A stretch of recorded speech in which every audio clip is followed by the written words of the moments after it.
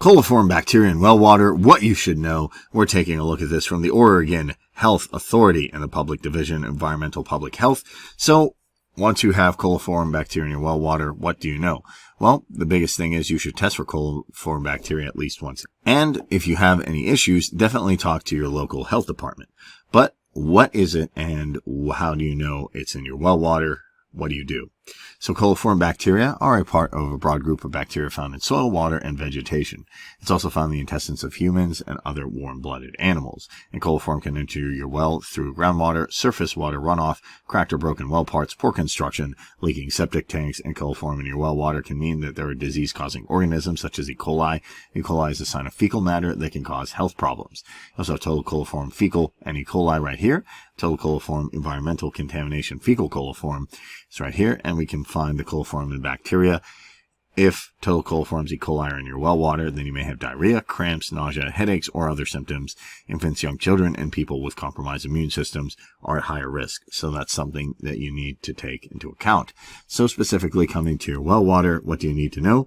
Well, testing is the most common way to know if your drinking water is contaminated or unsafe to drink. And contact an accredited laboratory for specific instruction on how to collect, store, and send the sample. And that's something you need to do. It's not something that you'll be able to see, smell, or taste.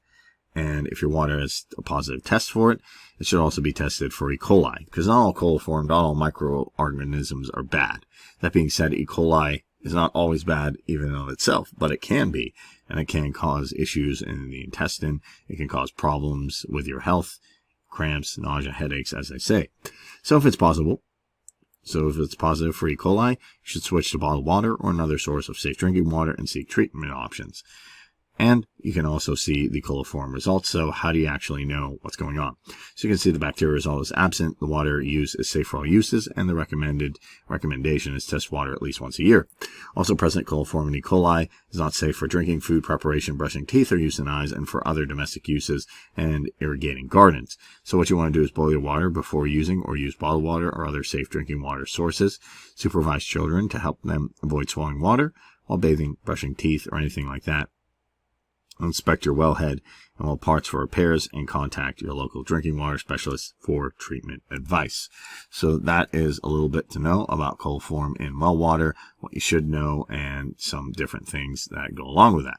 That being said, it's always a good idea, and especially if you have a well, you are responsible for testing it.